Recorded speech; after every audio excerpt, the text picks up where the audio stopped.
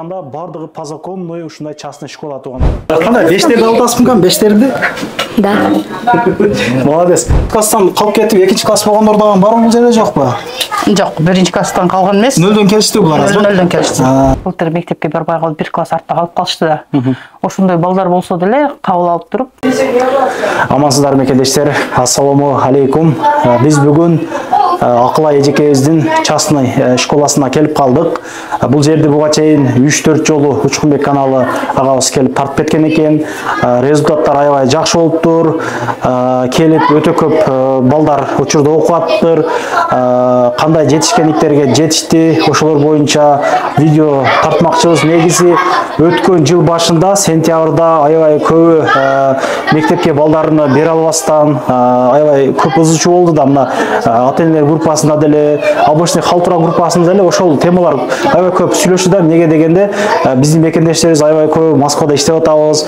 Иштегенден кийин семьясы менен келгендер болот экен, бала чака келет экен дегенде ата-энесин сагынып бул жерде алып калып, дальше ушул жерде окутканга көбү мына мамлекеттик мектептерге киргизе албай эле калды. Ана ошол убакта видеолор чыгып, чындыгында көбү окуду да. Учурда деле ушул маалымат жетпей калган адамдар деле бар да. Мисалы үчүн 3-класста окуп туруп, 4-класс уже окуш керек эле да, окубай калдан уже быйылдан кийин уже 5ке көчүш керек мына сентябрдачы. Ошол балдарга да возможность берилет дейт. Мына 3 ай каникул бою деле окуу курстарыбыз бар, мектепке чейинки даярдыктар деле бар дейт. Мындай айтканда бардыгы по закону ушундай частный школа тугандар. Андыктан бул видеону Москвада жүргөн мекендештерим группалары менен, контакттар менен болсо бир сооп деле болот, статустар менен бөлүшүп, бул видеону өзбек туугандарга деле жөнөтүп коюңуздар, молдовандар деле көрсүн, казак туугандар деле көрсүн, тажик туугандар деле көрсүн. Бардык мигрант бир туугандарга жөнөтүп коебуз туугандар. Биз сиздерге толук маалыматты бермекчибиз. Акылай эжеке менен толук маалымат берелик. Саламатсызбы эжеке, кандайсыз? Иштериңиз жакшыбы? Чындыгында аябай эл издегенде видеону чыгарып, аябай популярдуу болдуңуз. Көбүнө бир издеген нерсеси табылып, көп мекендештерим балдар окуп атыптыр. Бүгүнкү жетишкендиктер боюнча сүйлөшөлүк эжеке, толук маалыматты элге берелик, билбегендер көп. Эл менен амандашып алабыз. Саламатсыздарбы? Кыргызбай каналынын көрүүчүлөрү, Москвадагы жердештер, жалпы эле кыргыз элим, саламатсыңарбы? Вот. Москва жергесинде эжекебиздин садиктери дагы бар. Садик боюнча деле номерларга байланышсаңыздар болот туугандар. Ал жакты деле тартабыз бүгүнчү. Бүгүн эже мен карасам бул чоң эле бир мектеп сыяктуу эле экен, жер экен да. Бир 8 класс барбы сизде? 8 класс бар экен. Директор кабинетиңиз бар экен. Бир 5-6 бул жерде мугалим эмгектенет экен. Өзүнүн кыргызстандык туугандар бар экен, мугалим болуп жүргөн. Чындыгында таң калдым да. Чай иче турган жерлерге чейин бар экен, столга чейинчи. Кандай кылдык? Каяктан баштап сүйлөшүп тартабыз? Жумуштар менен таныштырып кетейин, окуучулар менен. Толук көргөзөлүк, кирип сүйлөшүп дегендей. Мына. Кадимки мектеп. 2 А класс экен, а? А класс. Здравствуйте. Мына. Саламатсыңарбы, кандайсыңар? Ассаламу алейкум. Калган иштер жакшыбы? Иштеп атасыңарбы? Ушул жигит Кыргызстандан окуп, ушул жерден биздин мекендештерге сабак берип атыр. Кайсы сабак беребиз биз? Все предметы преподаю, да, русский, математика, окружающий мир и все предметы. Өзү аябай көп адамдар, көп жаш балдар дейт, буга чейин видеода сүйлөшүп калдык да, сыртачы анан көбү тил билбей келет, кыйналат дейт. Бул жерде өзүм түшүнүп, бирок орус тилинен сүйлөшкө аябай көп жана кылабыз дейт да, үйдөгү мультиктерди коюп, кийин телевизорлорду көргүзүп дегендейчи. Анан канчалык убакта орусча сүйлөп, мындай сабак аралашып кетти.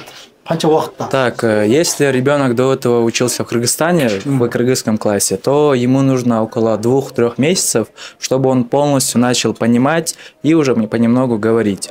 Зато если у нас учебный год длится на протяжении 9 месяцев, то за это время он начинает уже полностью понимать и уже начинает разговаривать. То есть на уроках я постоянно с ними общаюсь, что-то спрашиваю, соответственно, они на уроках могут мне ответить. И в целом после уроков ребята постоянно идут, вот, если хорошая погода, гулять идут, и на прогулке тоже. Они тоже на русском языке общаются, и уже намного им легче. То есть они уже понимают, что если они на русском языке не будут учиться, им сложно будет общаться со своими одноклассниками и в целом уже по жизни. Мектепке албагандыгын деле причинасы ошол тилди билбегендиги болду дейм, туурабы? Да. Орус класска кошулуп кетиш кыйын болду, калып кетти, туурабы? Жакшы. Анда бир экөөбүздөн сурайлган да, кандай окуп атат, канчада окуп атат. Эми азыр биз кеч келдик, ачык эле чеж, кеч келдик. Бул жерде 2 классты бирден кошуп коюптур да. Көп ата-энелер мисалы бошогондо эле алып кетет экен да, убактысыз болгондо эле, ошо биз бир аз кеч келдик. Биз 12-ден өтүп келдик биз, Да. Но этот класс, это весь мой. Тут нету ни первого, ни третьего, это весь мой второй класс. Второй, а? Все вторые классники, да. Так, ну давайте у Раяны спросим. Раян, кайсы? Да, вот, Раяна. Мына сен кандайсың? Жакшы. Окууларың жакшыбы? Да. Экинчи класста окуп атасың? Да. Молодец. Кандай үйрөнүп калдыңбы? Канча жылдан бери окуйсуң бул жерде? 1 жыл. Ну, не знаю. Бир год уже здесь учишься, да? Да. Кандай бештерди алып атасыңбы? Да. Молодец. Окуй бергиле, жакшы окугула. Школа вам нравится? Мектеп жагабы силерге? Да. Тебе Давайте как у всех нравится школа? Да, школа нравится. Молодец. Мына бул жерде бардык ушул чет жерде эмгектенген, Россияда эмгектенген бардык эле улуттун балдары бар экен, ачыгычы көрүп сүйүндүм. Бардыгы ынтымакта дружный окуп атыптыр да. Жакшы. Силерчи канчада окуп атасың сен? В каком классе учишь? Второй класс учишь, да? Второй. Как уже давно здесь учишь? Да. Сколько месяцев прошло уже? Келгениге? С октября. С октября. Молодец. октября. Жакшы эле үйрөнүп атасың, как? Хорошо тебе? Нравится школа? Да. Молодец. Силергечи? Мектеп жагабы? Да. Канча болду келгениге окуп атканыңа? Учитель нравится вам? Да. Да. Сен чипкам кел. Любите, да, своего учителя? Ушул укам что барса кыйналып окшойт. Башын кашып калды. Кандайсың? Иштер жакшыбы? Ор кыргызча сүйлөр укам. Көп болду келгениге, канча ай болду келип окутканыңа? Сколько месяцев уже здесь учишь? Я не знаю. Не знаешь? Давно, да? Кандай бештерди алып атасың кам, бештерди? Да. Молодец. Дагы ким сүйлөйт? Сүйлөйсүңбү? Уже давно здесь учишь? Молодец. Кандай ырларды жаттатыргызып үйрөтүп дагы силерге? Кандай? Молодец. Тамак деле берсеңер керек эже, а? Тамагыңар деле барбы? Питание бар. Жакшы. Болуптур, жакшы окугула, Молодец. Ар бир класска киргенде саламдашып жана кылып турат экен да, жаштыгым эсиме түшүп кетти, ачык. Ишиңизге келек а турган. Вот здесь. Жакшы экен. 4 класс тоже. 4 класс. Кандайсыңар? Здравствуйте. Здравствуйте. Бир кирип жана кылалык эже, сүйлөп тургузбу, сүйлөйм дегендер болсо. Кандайсыңар? Кимдер сүйлөп берет? Кандай окуп атасыңар? Как учишь? 4 класс учите, да, здесь? Да. 5-4 класс. Азыр биз 3-төн кийин келгендиктен бардыгы кетип калыптыр, ошого бардык класс общий кылып туруп эле жана отургузуп койду. Негизи ар бир класс отдельный окуйт экен негизичи. Биринчи, экинчи класс деген өзүнчөчү. Бул жерде жогорку билимдүү мугалимдер сабак беришет, мынакей жакшы. Эмнени сүйлөп бересиңер? Окуп атасыңар, ырдап атасыңарбы, эмне жаттап атасыңар? Ким ыр жаттады мисалы? Улар жаттап атасыңарбы? Ооба. Канча айдан бери окуп атасың сен карындашың? 5-6 ай. 5-6 айдан бери. Окубай калган күндөрүңөр деле болду, эмне жерде келгенде мектеп издеп, мектепке кабыл албай коюп. Ооба. Ушул жерди таптыңар. Апам тауып мен берген. Жакшы. Өздөрү алып келип кетип турат мектепке. Жок, мен уже чоң болгондо. Өзүң элеби? Ооба, өзүм эле барып келем. Жакшы экен. Тилди билсең, ошонусу деле жакшы. Эмнеге курчкаңар бар? Аты жөнүң мындай жазылган, Жакшы. Сенчи, жакшы окуп атасыңбы? Ооба. Молодец. Шарттар жакшы экен, кондиционери бар экен. Полный салкын дегенде мына жаз келип атат, ысык жанагындай. Кышында жылуу болот. Кышында жылуу болот, Молодец. Окуй бергиле. Өтө жакшы. Булардан чоңураак болгон үчүн кичине сүрдөнүп жана кылышат. Уялышчы. Биринчи класс, самый любимый класс снимаем. Күлүп атат ана. Молодец. Көз тиймесине, билгени жакшы, тил билгени жакшы да. Здрасте. Кандайсыңар? Здрасте. Окуп атасыңарбы? Здравствуйте. Видеого чейин деле бир кирдик. Жогорку билимдүү ушундай жаш мугалимдер окутат экен. Канчанчы классыңар? Биринчи классыңарбы? Орусча үйрөнүп калдыңарбы? Ооба. Орусчаны ушул жерге келип үйрөндүңөр же билип келдиңер орусчаны? Кандай болду? Тут, учили, да? Мектептен үйрөнүп келдим. Ушул мектептен үйрөндүңөрбү? Молодец. Жакшы эле сүйлөп калдыңарбы азыр? Ооба. Жазышты үйрөнүп атасыңар? Жазышты, окушту үйрөнүп атасыңарбы? Сүйлөп тартышты. Ким ыр жаттады? Ыр жаттагандар барбы? Молодец. Жакшы. Бул жерде биринчи класстар экен. Биринчи класстан калып кетип, экинчи класс болгондор дагы барбы бул жерде, жокпу? Жок, биринчи класстан калган эмес. Нөлдөн келишти булар азыр. Нөлдөн келишти. Жакшы. 7 жаштан, 6,5 жаштан келишкен. Биринчи класс бүтүп атышат булар. Молодец. Жакшы экен. Жок, пойдем. Тилди билсе жакшы да. Баскан турганда көчөгөйдө өзүнө ээн эркин алып жүрөт, каяктансың, каяка дегенде полный айтып жана кылат. Бул жагы ашканасы экен туугандар. Өлө көрсөтүп жана ашканасын сой. Анан эже оплаталарын акырында сүйлөшөлүк, а? Бул канча мал тамак берилет эже бул жерде? Тамак эртең менен перекус болот. Перекус с собой алып келишет, анан питание отдельный стоимость бизде. Питание отдельный 5000 төлөйт. Кошулат, а? Кошулат. Желающийлер төлөйт. Жанагысы бар экен. Холодильниктери бар эми. Аты салып келет да, мына салып коюп кетишет. Салып кетишет, ооба. Кулер бар экен. Эжекелер жардам берет обедке чыкканда. Микроволновкалары бар экен, шкафтар бар экен, бул жерлерге эми жакшы экен, шарт жакшы экен да. Жерге эми бөлүп кирип чай иче берет да. Класс болуп Класс менен, перерывка чыкканда ошо. Жакшы. Бардыгы закондуу, бардыгы жанагысы туура келген нормаларга жооп берет дегендейчи кыскасы туугандар. Түшүнүңүздөр да. Коридордан кийин бул жерде 2-3 ата-эне турат. Балдарны менимче окуудан чыгышын күтөт, а? Күтүп атышат, ооба. Бардык шарты жанагы соясы жакшы экен. Кабинетке кирип сүйлөшөлүк эже, бул жерде директордор. Эжекенин өзүнүн кабинети бар экен. Эми главный суроолорду берейин эжеке. Айына канчадан окутасыз? Мына 3 айлык класстан класска көчпөй калгандар, 1 жылдык бир окууну ошол 3 айда берип, мисалы жана башында айтылгандай 4-класс окубай калды, 3-класс окудудан 4-класс жана 3 айда берип туруп эле сразу 5ке чейин көчүргөнгө, киргенге документтер кылып беребиз дедиңиз. Полный айтып беребиз да. Мектепке чейинки даярдыктар полный элечи. Азыр бизде ошо 25-нде каникула чыгат, мына окуп аткан балдарыбызчы. Буюрса, ушул окуу жылыны ийгиликтүү аяктадык деп айтам, потому что биз аттестациядан өттү балдарыбыз, тестированиямы эмелерин бүт өтүштү, эми документтерин ата-энелер как на законном основании 25 айдан кийин колдоруна алышат. Ошол аттестация менен Московская область эмес, город Москва, госшколдорго барса болот. То есть бизден 1-чи классы, 2-чи классы бүттү, 3-чү класска уже как положено орустардын мектебине бара берсе болот госшкол. Кыргызстанга кетсе болот. Короче, колдоруна документтерин алып атышат. Буюрса, могу Феникс деп биз башынан эле безилеп келип аттык, ата-энелер төлөгүлө, могу личный кабинет ачайлы. Ошол жактан балдар экзамен тапшырып, аттестация алат деген. Ошо өтүштү, буюрса балдарыбыз жакшы, жетишкендиктер аябай жакшы. Сүйүнүп атабыз, өзүбүз дагы эмебиз. Эми канча балдар окуй алгандан көрө, анан көбүнчөсү кечип келген балдар болду, ошентсе деле программаны догонять этип жанагындай кылып окушту. Жакшы, активдүү балдарыбыз. Анан азыр эми 0 класс ачылды. 0 класстын августтун 15-лерине чейин балдарды 1-чи класска даярдап беребиз. Анан ошол менен эле бирге 1-чи класс, 2-чи класс, 3-чү класс балдар келип, былтыр мектепке барбай калып 1 класс артта калып калышты да. Ошондой балдар болсо деле кабыл алып туруп, сентябрга чейин ошол 1 жылдык программаны окутуп, үйрөтүп, то есть жардам берет да мугалимдерчи. Ошо сентябрда бизге, потому что биз деле иштешибиз керек, мугалимдерге айлык төлөш керек дегендей.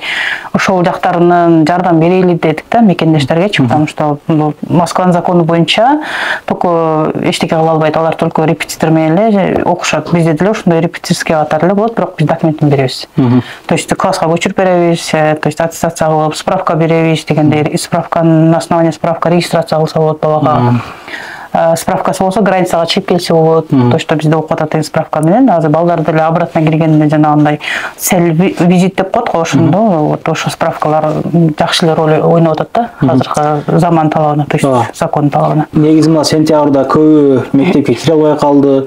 Анан ошол сизге келип окуду көптөгөн балдар. Анан негизи эле государственный школалар менин оюмча бекер эле болсо керек. Анан үйгө жакын болот дегендей, анан канча адамды, канча баланы окутуп ошол государственный школага киргиздиңиздер. Результат кандай болду? Биз жылдан бери 16-17дей бала госшколага кетти бизден.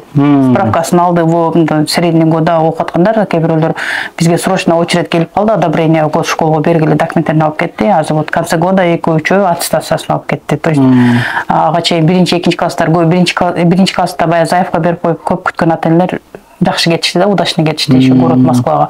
Анан көп мектептер частныйлар город Москвага бере албайт экен да, ошол документ только областка өтөт дейт, а биздики Москванын ичине өтөт, алган мектебине. Ошо довольно кеткен ата-энелер көп, живой эме алып берейин десем уже ата-энелер көп сүйлөбөт, азыр мына жерде эле отуруп тартыныш да. Анан айына канчага окутулат, канчадан канчага чейин окуйт, мисалы негизи башында эле 15 000 ачканбыз, по-прежнему ошондой эле калат цена. 15 миң ичинде эртең менен 9-дан 2-ге чейин. Кийин уже продленкасын отдельный акчага дополнительно алдык, потому что биз деле мугалимдерибиз аз акчага иштебейт да. Столовойлор бар экен эже. Питания кире жана 15 миңге жана өзүнчө. Питания кирбейт, питанияны отдельный төлөшөт. Питания привозной заказ беребиз биз халал. Питания келгенде, то есть первый, второй салаты компот менен келет. Комплексный обед келет. А кээ-бир арасында бошогон отельдер төлөйт акчасын. Кээ-бирөөлөр собой салып берет контейнерге, как положено. Бияктан мугалимдер контейнерге холодильник алып, ыстып, жакшынакай жардам берет. Негизи бар. Анан мисалы ошол класста эле окуп атып, өздөрүнүн классташтары менен жетпей калып, кичине жана болгондо эле балдар болуп калса керек. Алар кошумча сабактар берсе канча болот, канчадан канчача окулат. Мен оюмча же көбү эртең менен 8де тапшырып кетет экен го. Көбү 12 саатта иштейт да. Ооба, ушундай отелдер дагы бар. 5ке чейин кылышат, анда саат 2ден 5ке чейин отдельный уроктор болот, занятиялар. Ал өзүнчө турат 4 миңден дополнительно төлөшөт отелдер, анан еще 5 миңден бар, ал английский занятия, русский чтение. Ал как курс катары жетишпеген балдарды отелдер өздөрү эме кылат, кээде төлөп, аны уже сабактан кийин алып калып, еще мугалимдер даярдашат. Бар курстар. Орус тил, чтение, английский боюнча, математика ушу. Мага негизи мындай окуу жанагы устапы мага чындыгында жакты да. Адам эжекелер менен сүйлөшүп отурсаң деле толку илим билим, жаштардын ушул илим албай калгандыгыны өтө баса белгилеп айтат го. Мына жерде азыр эмнеден сабак берген эжеке отурду азыр мына жерде. Бул биздин основатель компания. Өтө күчтүү сүйлөдү да, мен. Тиги сүйлөгөнүбүз директор болот. Өтө күчтүү сүйлөдү, мен жаман тартынып кеттим. Биз илим билимге, балдардын мындай мектепке баруусуна өтө көңүл коюш карап атабыз. Анан оплатасы деле 15 миң экен да. Башка частный школалардан салыштырып айтып берди, 60 миң, 50 миңден кем эмес экен да. 40 миң. Негизи ошондой экен да. Анан ошону деле 15 миңди бергенде деле, бардыгыбыз эле кыйналып атабыз. Бизге мындай айтканда бир финансовый жакты камсыздап берген бир бай адамдар болсо, биз ошо полный бар жок төлөп берсе, эми ошондой возможностьтор болсо, бир байланышка чыкса дейт да. Государство жактан балким дейт, же бул жактан. Бизге мындай болду да, биз быйылкы жыл ачканда сентябрда успеть эткен жокпуз, октябрь айында ачып калдык да. Анан ошондо жакын ортодо жашаган отелдерге повезло болду. Кузьминкиден ачтык, анан бул метродон ачтык. Булар жакын үчүн, анан эми азыр жок эмес, Сходинскийден келген отелдер бар. Балашыкадан келген отелдер бар. Алыс болуп кетет, бирок машинасы бар, жана таксиде иштеген папашалар алып келип атат. Анан бул башка райондордон да Кунцовдон ачыңыз эле, эже Шолковский, тиги бияк өлө суроонуштар көп болду да. Биз окутмакпыз, могу райондо кыргыздар көп депчи. Бизде, к сожалению, анча финансы жок да, бизде андай возможность жок дегендей. Биз только ушу көбүнчө эле ушу билим берүү эме жагына карайбыз да, басымдычы көбүнчө ушу балдар эме акча жагынан эмес. Эми ошо государство жактан ход Оштардыкы же Кыргызстан консул жактанбы какой-то балдардын келечеги үчүн кичине кандай десек, кайдыбек карабагандар болуп, кичине финансовый жактанбы же какой-то эме жактан жардам берип койсо деле, бизге жакшы болмок да, балдаргачы аябай жакшы болмок. Башка мектептен, башка алыс райондон келе албай аткан отелдер аябай көп болуп атат да. Ошого сентябрга дагы бир 2 районго хотя бы жок дегенде бир чоңураак мектеп ачсак болот деген пландарыбыз бар болчу. Ошо күтүп атабыз да. Бирок мына азыркы кадамыңыз делечи бул өтө чоң жетишкендик да мындай. Вообще, сентябрда өтө көп сурадым менден делечи, кандай кылса болот, эмне кылса болот, билгеним, акылым жеткенче адамдардын номерлерин берип аттым, бирок көбү ошол учкунага тартып кеткенден көбү окуп кетти да. Азыр анан эң эме жери, кандай десем, көп эле азыр жаш ата-энелер, жаш семьялар бала чакасы менен келип атат да. Биздин убактагыдай балдарын таштап келбейчи, эми балага мээрим берип, бала алыста калганын түшүнгөн ата-энелер көбүчү. Анан көбүнүн условиясы жок Кыргызстанга таштаганга. Ошон үчүн алып келип, биздин кезде, биздин убакта мындай частный садиктер, частный школдор болгон эмес. Анан Кыргызстанда койдук да биз, ата-энем бул жакта болду, мен деле. Ошондой болуп чоңойгон, биз деле чоң балдар таштап келгенбиз. Анан азыркы жаштар ошону көп түшүнүп калышты окшойт. Көп алып келгенде, анан ушу тармакта көрүштүп жүрөм мен деле. Анан садикке деле берет, биз садигибиз да бар да. Садик дагы бар. Садикке келишет көп эле ата-энелер, карасаң 2ден 3дөн балдар бар, бирок молодец, төлөшүп атат, алып келип атышат, балдардын келечегин ойлогон ата-энелер дагы көп да, жакшы. Анан бир эсептен анан көбүнчө последний время жанагындай ЗПР менен төрөлгөн балдар көп болуп атат. Задержка разговорында. То есть тили чыкпай, телефон көп берген. Ошондон да ата-энелер суранды да, ушундай болсо жакшымы, орустарга бизге гражданствобуз жок, анан тиги документтерибиз жок, кыйыныраак болуп атат дегенден азыр ошондой аутистик центрди ачтык да. Айына 55 миңден болуп калат, эң арзан. Эме кылып кыргыздарга ылайыктап, эми бизде специалисттерге төлөш керек да, тиякта. Дефектолог, логопед, нейропсихолог ошолор иштеп атат азыр дальний время.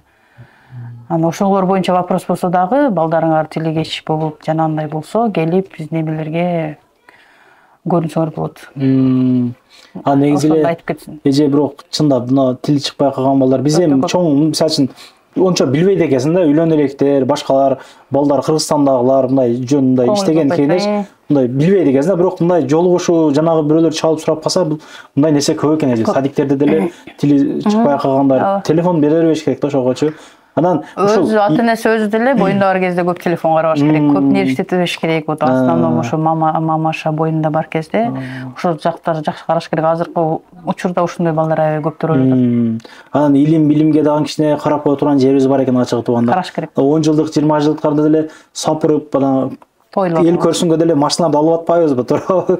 570 Highlander, ана мына RAV4 бийигирээк менен барайын же бирөөнүкүн деле алып кет. Угуп атабыз, көрүп атабыз, ошого бул жага деле карап, мындай колдон келсе спонсорлор чыкса бекер деле окутат элек дейт да, полный бар жогу жаап берсе, мына мугалимдер деле 120 кем абайт экен буларчы. Ачык эле сүйлөшүп отурдук. Ошондой экен туугандар кыскасы. Анан эже мына окууга сизге бергенге эмне документтер керек делек? Документтерден ата-энесинин документи керек. Ким законный основатель болсо да, атасы, апасы, короче, паспорт, свидетельство о рождении либо паспорт ребенка, анан СНИЛС керек болот обязательно. Анан жаңы жылга чейин бизден регистрация сурабай аткан да, балдарданчы. Анан жаңы жылдан кийин закон киргизип салды, уже балдардан деле регистрация сурап баштады да, официальный еще болгондо дагы мындай таза регистрация. Регистрация желательно СНИЛС. Анан кайсы мектепте окуса, каякта окуса, ошол личный делосун алып келет. Кыргызстандан окуса делеби? Кыргызстандан окуса, Кыргызстанда личный делосун алып келет да бизге. Эми биз справка беребиз, биздин справка менен тиякта окуп атат деп туруп, бизге алып келишет. Личный делосунан биз улап кетебиз да. Кыскасы бул жерде 5-класска чейинки балдарды, начальный класстарды ошол жерден окутса болот экен, туугандар келип окутсаңыздар болот. Мына бул жерден балдары илим алып аткан ата-энелер көрүп аткан болгон болсо, комментарийге жазып коюңуздар. Өтө дружный окуп атыптыр, мына өзбек туугандар балдары бар экен, тажик туугандардын балдары бар экен. Жерде жүгүрүп жүрүп ойношуп ататчы. Орусчан так сүйлөшүп, молодец, көз тийбесин. Биримдигибиз ушул жанагы болбой жүрө берели туугандарым, жакшы. Садик боюнча дагы кайрылыңыздар, аутизм деди, ал боюнча дагы кайрылыңыздар, мектеп боюнча кайрылыңыздар. Бул мектептер Кузьминкиде бир филиалы бар. Анан мына метро кайсы метро? Новогреева менен Первонун ортосунда. Перова менен Новогреева ортосунда экен. Парковкалар деле кеңир экен. Анан ошол илимге эле жанагы кылбалык дегеним туугандар. Анан эжекей дагы айтты бизге, возможностьтар болгон болсо, ошол айландырсак, башка жактарга алып барып 1,5 спонсор кылган болсо, полный шарттар түзөт элек дейт да. Балдар көңүлүн алган канчалык жакшы да, бул келечек жаштары колдо ачык. Биздин келечегибиз ушулар да. Көңүл кош карабайлык эле деген сөз. Окутуп койсок. Туура. Биздин келечегибизге кереги тиет деген. Анан эң бир жакшы маалыматтар берет экен, жана класстан класска калып кеткен балдаргачы.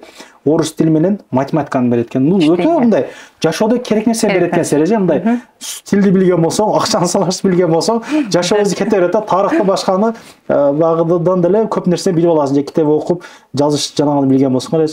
Ошондой туугандар, жакшылык күндөрү жолугалык, номерлерин эжекейин коюп койдук. Жогорку билимдүү эжекейлер, акайлар сабак беришет экен, баарын тартканга возможность болоду, полный маалымат беришет экен. Негизи келечекте пландары 11-класска чейин курс мындай класстарды ачышкен. Анан 7-8ге 6-7ге чейин ачтык деди. Анан жана спрос кичине жанагыраак болду. Анан онлайн деле бар экен. Анан деле сентябрдан башташат экен. Жок, онлайнда ачтык. Онлайнда окуп аткан балдар бар, бирок онлайндын минус жери орусча билбеген балдарга деле кыйын болот экен. Самостоятельно окушат да. Анан орусча билген балдар болсо окуп кетет экен.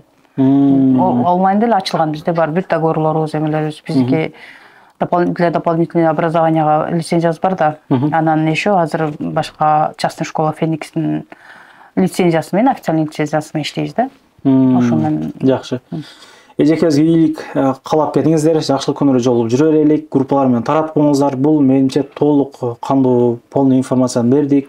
Мындан кийин эми мындай суроо деле калбады окшойт. Чалып байланышып сүйлөшө бересиздер. Көрүшкөнчө туугандар, ассаламу алейкум. Анан дагы мекендештер кимдир бирөөлөрдө кирди чыкты маселелери болуп, ишеничтүү адамдарды таппай жаткан болсоңуздар, мен ушул жерге Сүйүн агамдын номерлерин коюп койгонмун. До конца айдайт, келгенден кийин 3 айга коюп берет, чыкпай туруп, чорныйдан базадан текшерип берет. Ушул окшогон 7 орундуу Альфард Сианалар менен чыгып келесиздер. Сүйүн кирди чыкты ушул жерге коюп койдум.